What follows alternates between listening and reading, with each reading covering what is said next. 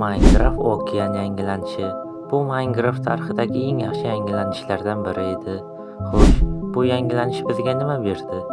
Jonli ko'rinadigan dengiz, yangi baliq turlari yoki buzilgan kemalarmi?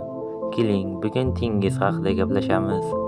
2018-yil 18-iyul kuni Minecraft dengiz tizimi butunlay o'zgardi.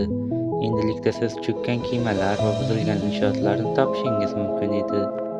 Okeanlarda erkin harakatlanish uchun maxsus kitoblar ham o'yinga qo'shildi.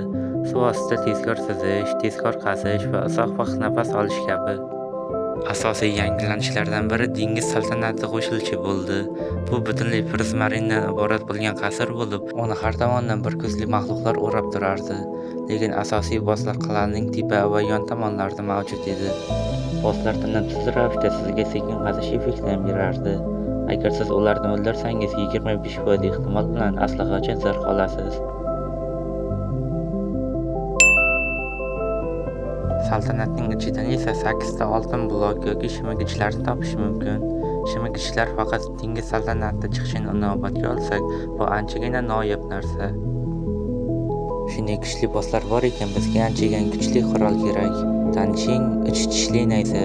Bu degan qurol emas, uni ma'lum bir sehrlarga sehrlash orqali chaqmoqni ham boshqarish yoki suvda erkin harakatlanish mumkin. Ayniqsa Impaling sehri suvda turgan har qanday mavjudotga juda katta zarar yetkazadi. Bu esa suvdagi janglar uchun ayni muddao.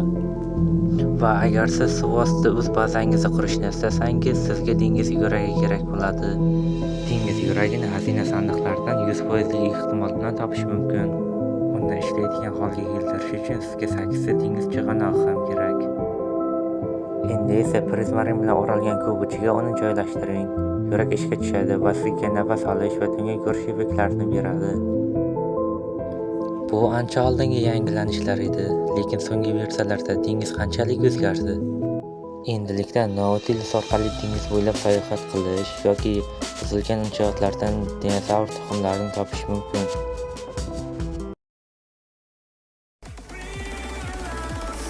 Hey YouTube, it's me again. Mayday, we're going down! My